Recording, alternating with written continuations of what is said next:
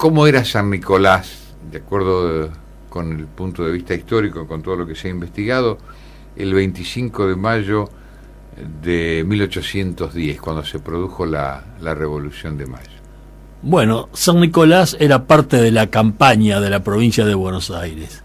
La ciudad importante era la hoy capital de la República, y San Nicolás formaba parte de ese conglomerado de partidos que rodeaban y en cierta manera en aquella época servían como nuestra ciudad de lugar de descanso y seguridad para los viajeros, y ya empezaban a haber poblaciones. Tenía 4.500 habitantes, era una de las ciudades más grandes de la provincia de Buenos Aires. 4.500 en 1810. Ajá. Ya estaba organizada, digamos, políticamente, con un alcalde de la Santa Hermandad, que era el titular del gobierno, sería el intendente de nuestros días. Ajá. Tenía la capilla con sus religiosos, el pueblo trabajando. También tenía formado un cuerpo militar que estaba a cargo del señor Pereda y Morante, por ejemplo. Morante es un nombre que a nosotros nos resulta conocido por la población que está acá muy al vecina sur, nuestra, ¿no? Exactamente, al sur de Santa Fe, pero, digamos, al lado del Arroyo del Medio, pero en el territorio santafesino, que era en ese momento el jefe militar de esta región.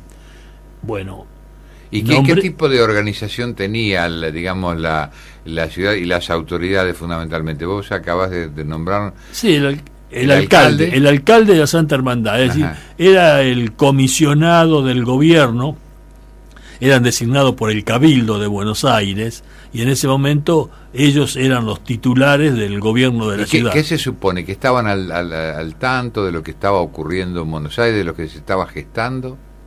Seguramente que estarían al tanto, repito, por las noticias que llegaban por las postas todos los días.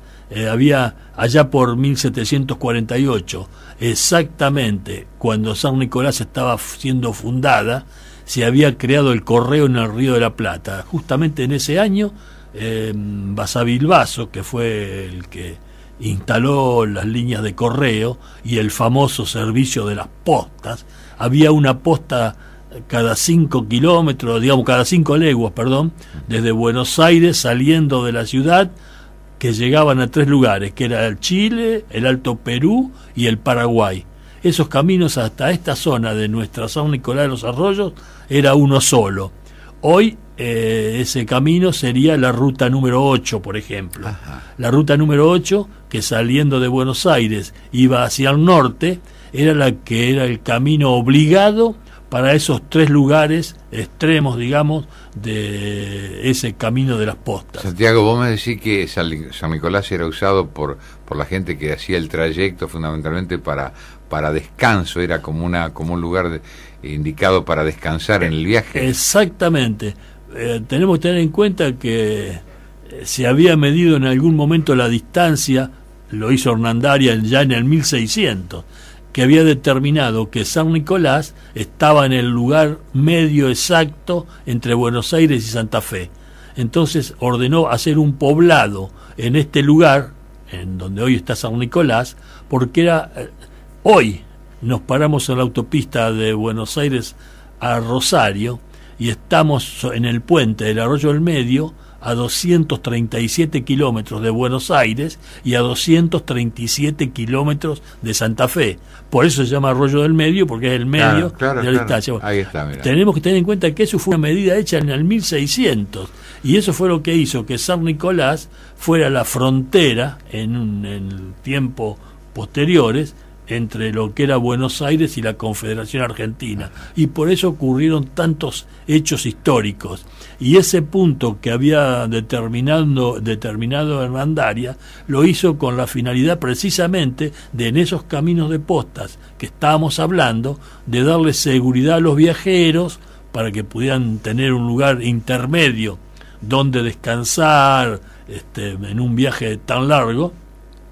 Había 500 y pico de kilómetros para llegar entre una ciudad y la otra, las únicas 2, por otro lado, que existían en esa época, y San Nicolás, digamos, fue el punto medio.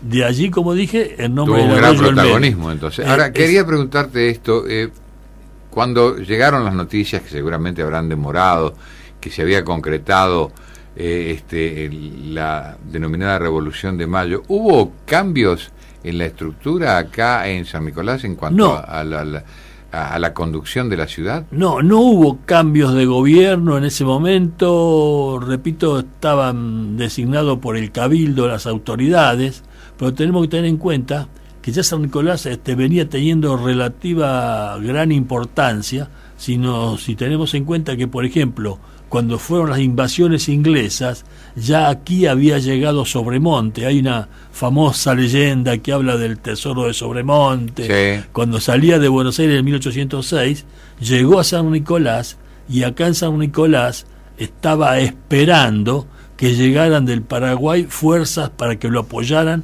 a retomar Buenos Aires. Y aquí en San Nicolás, en 1806, Sobremonte firmó un documento por el cual designaba a Santiago de Liniers, que fue el virrey que lo reemplazó, a cargo del gobierno del virreinato del Río de la Plata. Es decir, ya antes de 1810 había movimientos políticos.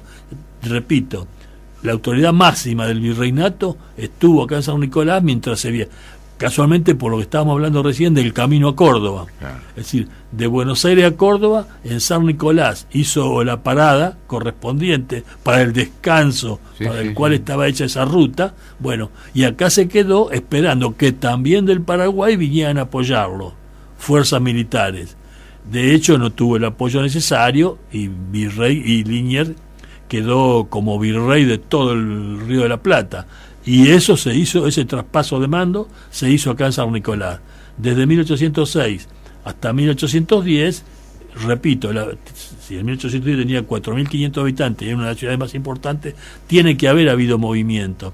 Las noticias en ese momento tardaban aproximadamente, un hombre a caballo tardaba 5 días normalmente en llegar de Buenos Aires a San Nicolás. O sea, no llegaban hoy por la radio, nada. En esa época a caballo tenían que venir o por el río o por ejemplo, Belgrano. Ese mismo año de 1810 salió de Buenos Aires un 22 de septiembre y llegó el 27. Es decir, que ese era el término medio que duraba, ni hablemos de las carretas, demoraba mucho más. Pero hombres a caballo, viajeros, y como el caso de Belgrano, que venía con 200 hombres, tardaron 5 días. Es decir, recién el 22 de septiembre llegó a San Nicolás, y el 27 de septiembre partió. Claro. Perdón, el 22 salió de Buenos Aires y el 27 salió de San Nicolás para continuar para el camino al Paraguay. Claro. Es el famoso camino de las postas. Digo, cuesta mucho imaginar, ¿no? Cómo se pueden haber desenvuelto, y después uno lo comprende cuando decir no hubo prácticamente ningún cambio.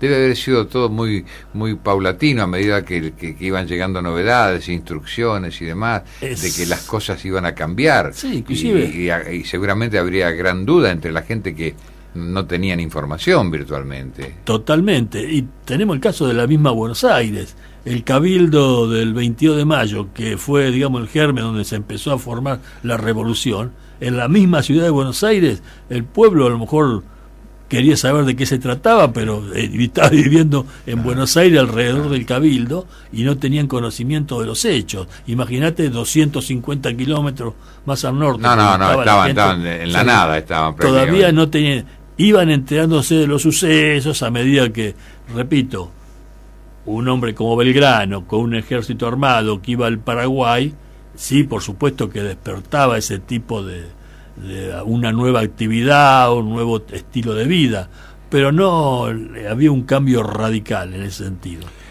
¿Quedaban documentos, se registraban, por ejemplo, no sé cómo sería la metodología, siempre hablando de esa época, de 1810, los visitantes que llegaban, había algún registro, cómo se registraban los nacimientos, las defunciones? Sí, ya en la catedral nuestra hoy podemos ver libros de 1800, desde 1749 ya hay libros con documentos de nacimiento, defunciones, casamientos. Si hoy vamos a la secretaría de la catedral, tenemos y queremos saber cualquier persona nacida en 1810 en San Nicolás están registrados uno por uno, en forma ordenadísima, perfecta, bien archivado. Es un lujo que tenemos en San Nicolás de los Arroyos, de tener ese tipo de registros, donde uno puede decir, como es tu intención en este momento, decir cuántas personas nacían, se casaban o fallecían en San Nicolás, claro. Están registrados uno por actas fehacientes, documentos históricos espectaculares que tenemos. Yo en la pregunta hoy que hacemos todos los sábados para, bueno, estar en contacto con los oyentes y poderle retribuir un poco alguna atención, preguntábamos cuando se celebró el primer centenario de la Revolución de Mayo, ¿no? ¿Quién era el intendente? Serafín Morteo. Serafín Morteo. Sí. Digo, en esa oportunidad, 100 años después, ¿se había inaugurado una pirámide? La pirámide primera que tuvimos era anterior, era de 1854, y después en 1890 se hizo la segunda, que a su vez fue eliminada en 1956. Es decir, que el homenaje se hizo en la pirámide. Porque el homenaje al 25 de mayo se hizo. ¿Pero puede ser que se haya inaugurado una calle? En 1910, puede ser la calle Francia, que es de 1910, exactamente. Bueno, hay placas que hoy se pueden ver en el frente del despacho del intendente municipal, en la municipalidad, que pertenecían a esa pirámide, y las principales colectividades italianas, españolas, francesas, que hacían homenajes al centenario de Mayo, tenían unas placas hermosísimas que estaban precisamente puestas en esa pirámide para celebrar ese aniversario o el centenario de la Revolución de Mayo. Al destruirse la pirámide, esas placas fueron a la municipalidad. Claro. Afortunadamente están ahí. Claro, ¿no? Claro, han sido prácticamente depositadas en el lugar, ¿no? Exactamente. Es decir, en conclusión, el 25 de mayo de 1810, la población de San Nicolás de 4.500 habitantes. 4.500 habitantes, fue un día más para ellos. Fue un día más, pero que, como te dije al principio, ya había acá un regimiento formado